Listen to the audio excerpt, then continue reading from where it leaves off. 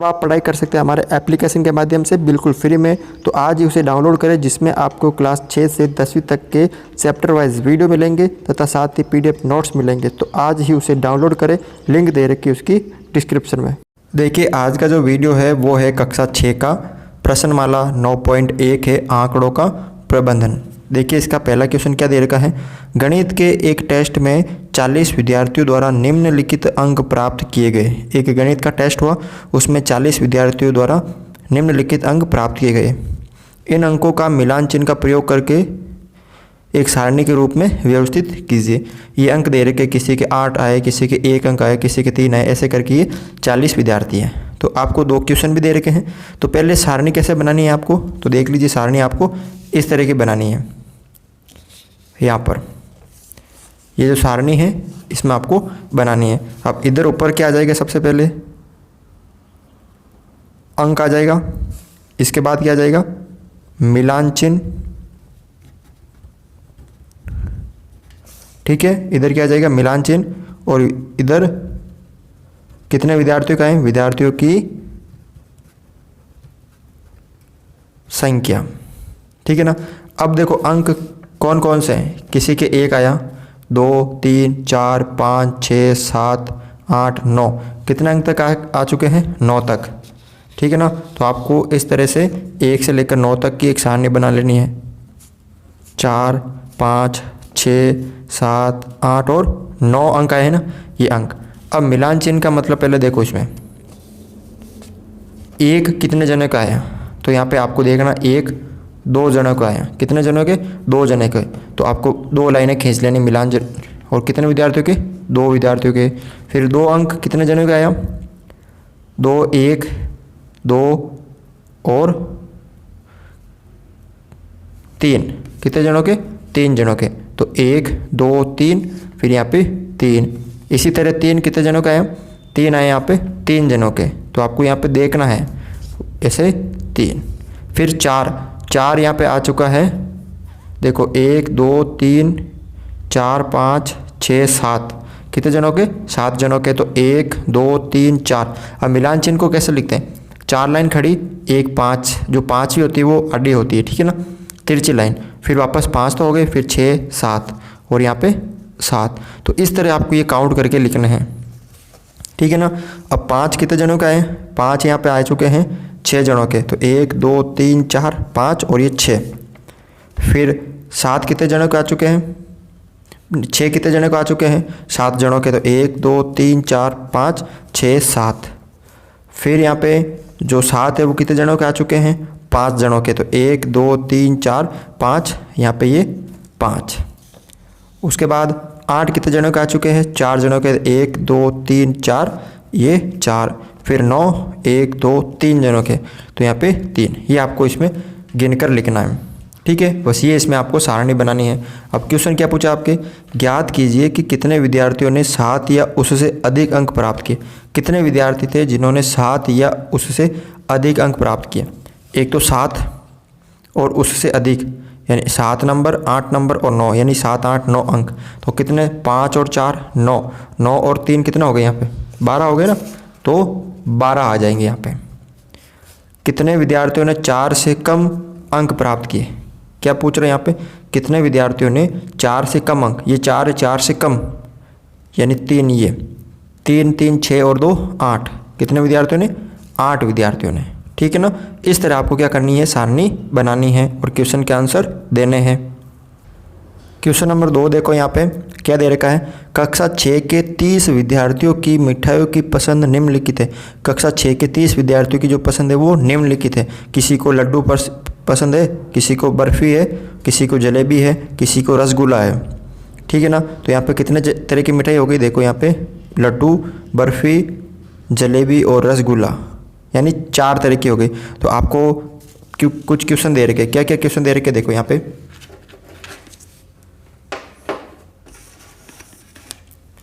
कि मिठाई के इन नामों को मिलान चिन्ह का प्रयोग करते हुए एक सारणी में व्यवस्थित कीजिए, और कौन सी मिठाई विद्यार्थियों द्वारा अधिक पसंद की गई है, ठीक है। तो आपको इस तरह की सारणी बनानी है, ठीक है ना। फिर यहाँ पे लिखना है मिठाई, यहाँ पे आ जाएगा बीच में मिलान चिन्ह, ठीक है। मिठाई, मिलान चिन्ह और विद्यार्थियों की संख्या, यानी कितने विद्यार्थियों को पसंद है, तो विद्यार्थियों की संख्या। अब देखो मिठाई कितने तरह की, 4 तरह की है। एक तो लड्डू है,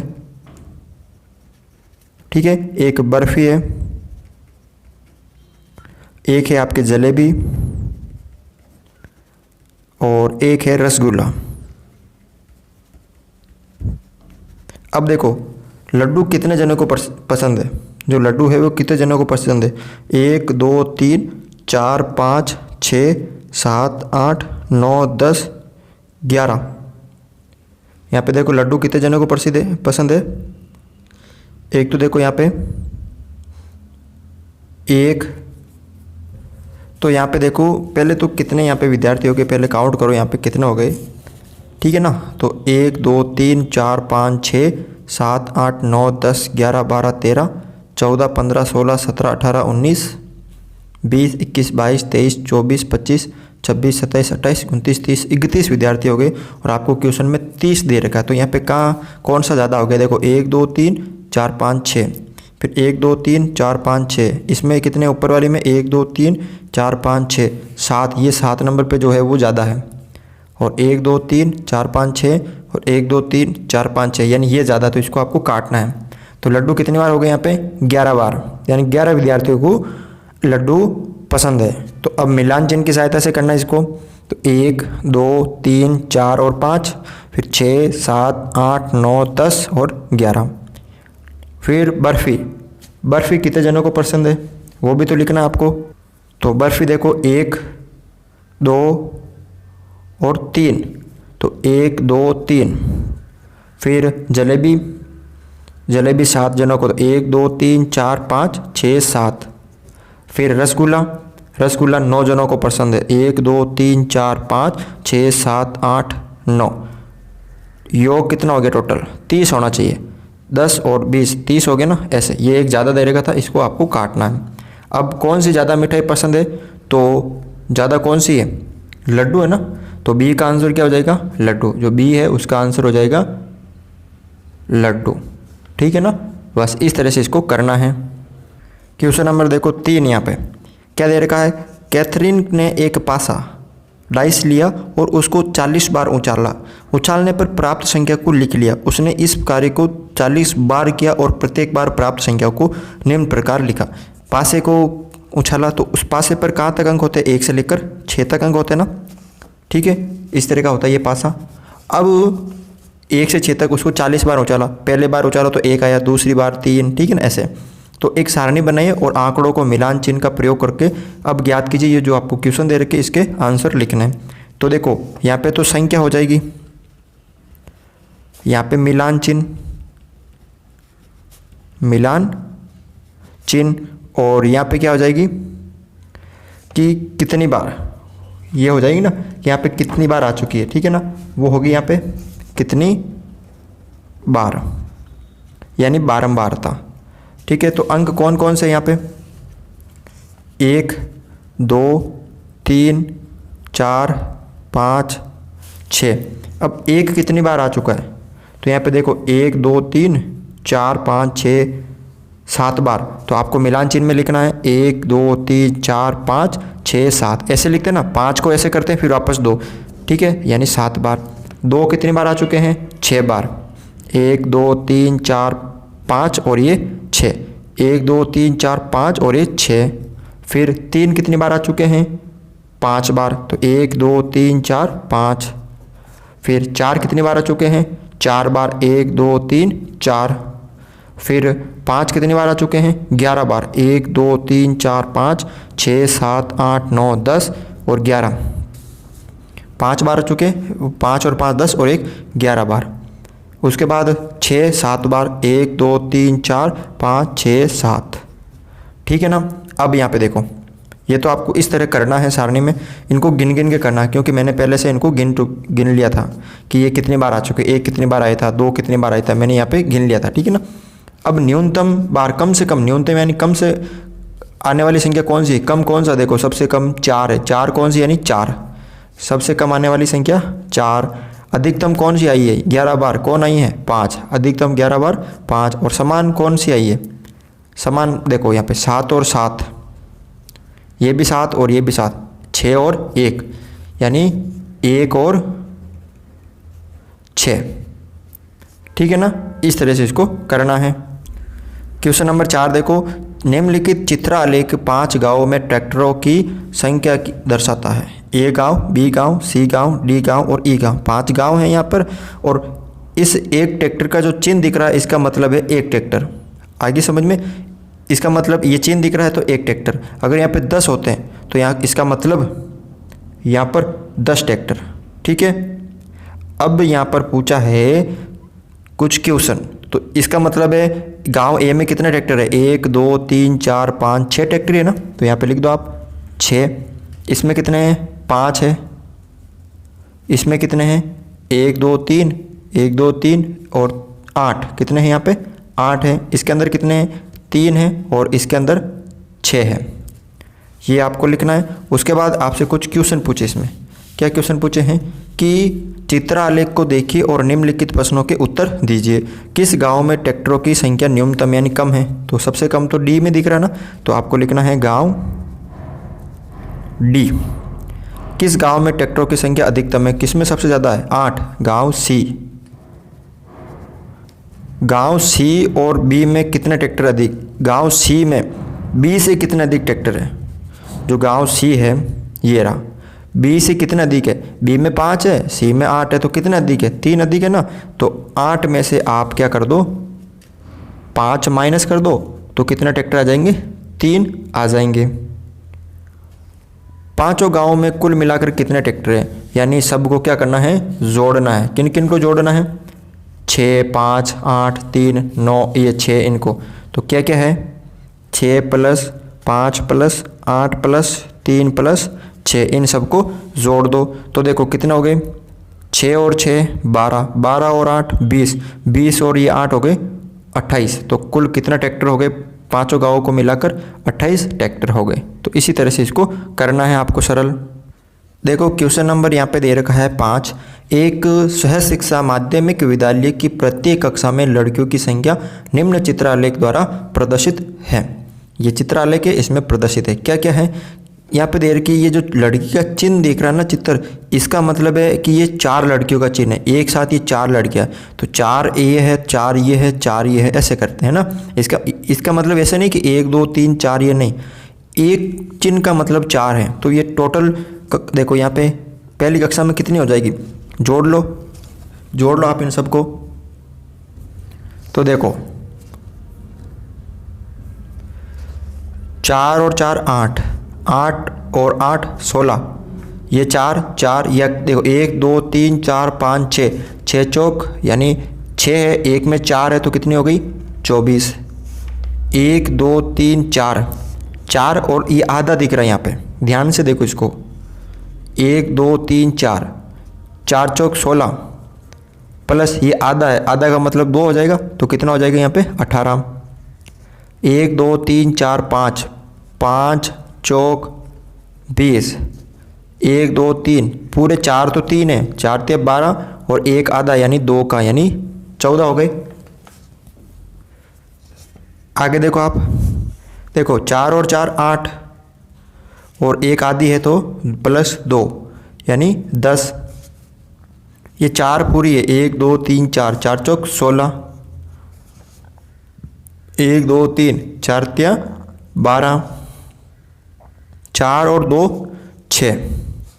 ठीक है, अब यहाँ पे देखो क्वेश्चन, इस चित्रालेख को देखिए और निम्नलिखित प्रश्नों के उत्तर दीजिए।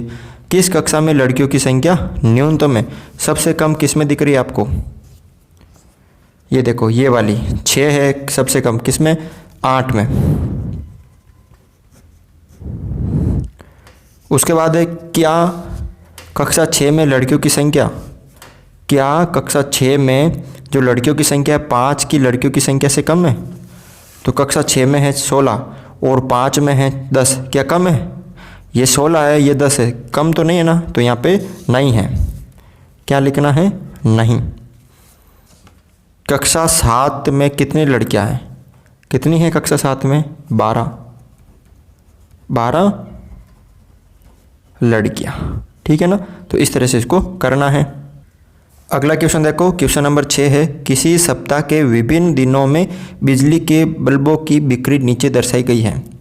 इस एक जो दिख रहा है चित्र बल्ब का, इसका मतलब ये 2 बल्ब है। ठीक है ना, एक का मतलब 2 है, तो सोमवार, मंगलवार, बुध, गुरु, शुक्र, शनि और रविवार तक बिक्री दिखा रखी है।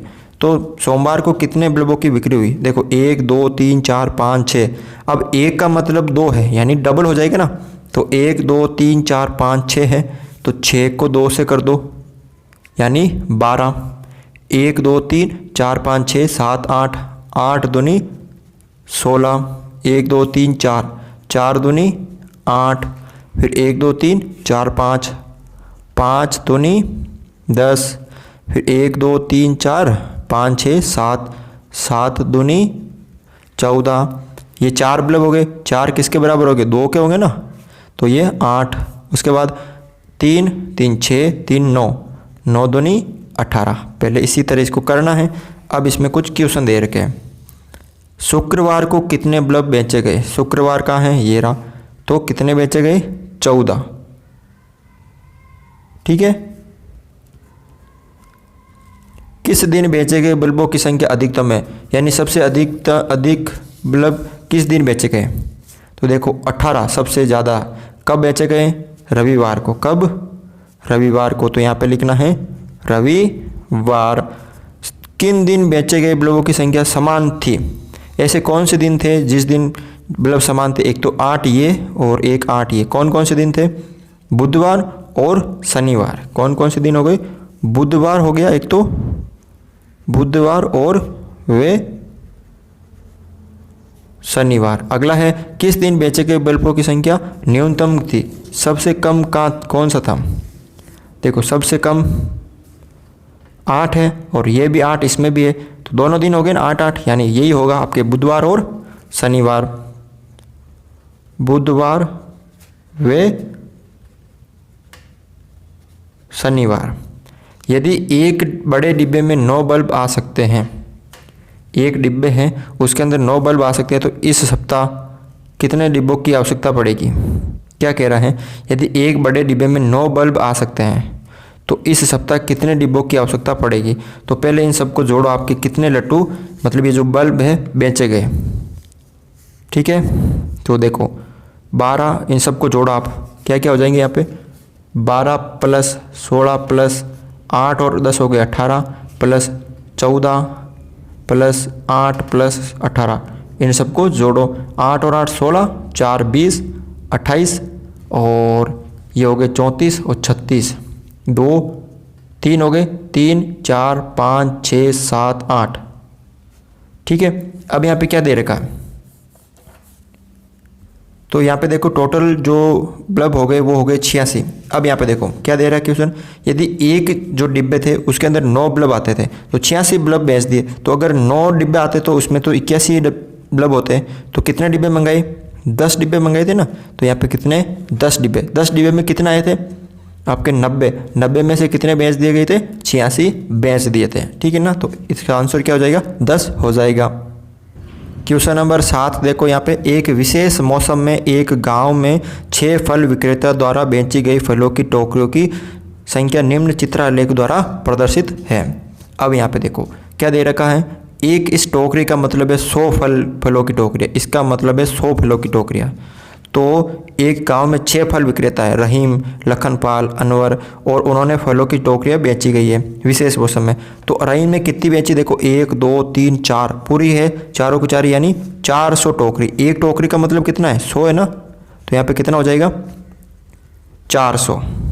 ठीक है, उसके बाद लखनपाल ने 1 2 3 4 5 तो पूरी बेची, यानी 500 और 50 आधी है ना, तो 550 हो जाएगी यहाँ पे, यानी 5 तो पूरी बेची और 1 आधी 50 की। उसके बाद 1 2 3 4 5 6 7, यानी अनवर ने 7 टोकरियाँ बेची, तो एक में 100 के बराबर है ना, तो 700। फिर मार्टिन ने 1 2 3 4 5 6 7 8 9 तो पूरी यानी 900 और आधी 1 50, यानी 950। रंजीत ने 1 2 3 4 5 6 7 8, यानी 8 यानी 800। उसके बाद जोसेफ 4 तो पूरी और 1 आधी यानी 450। ठीक है, अब कुछ क्वेश्चन इसमें देखो। किस फल विक्रेता ने अधिकतम फलों की टोकरियां बेची? सबसे ज़्यादा कौन है? 950 है। कौन है? मार्टिन है। कौन है सबसे ज़्यादा? मार्टिन। तो यहाँ पे क्या आ जाएगा? मार्टिन। अनवर ने फलों की कितनी टोकरियां बेची? अनवर का है ये रहा 700। कितनी? 700। अगला है वे विक्रेता जिन्होंने 600 या तो 600 या उससे अधिक टोकरियां बेची अगले मौसम में गोदाम खरीदने की योजना बना रहे हैं। क्या आप इनके नाम बता सकते हैं? ऐसे कौन से जो है विक्रेता जिन्होंने 600 या 600 से अधिक फलों की टोकरियां बेची? देखो, एक तो है आपके रंजीत, एक है मार्टिन, ठीक है, एक है आपके यहाँ पर ये अनवर, और 3 ही है इसमें। तो कौन कौन है नाम आपको लिखना है। एक तो है यहाँ पे अनवर, एक मार्टिन, एक रंजीत सिंह। ठीक है ना, ये 3 नाम है। तो इसी तरह से आपको ये क्वेश्चन करना है। अगर आपको ये वीडियो अच्छा लगा तो इस वीडियो को लाइक ज़रूर करें। चैनल पर नए हो तो चैनल को सब्सक्राइब करें।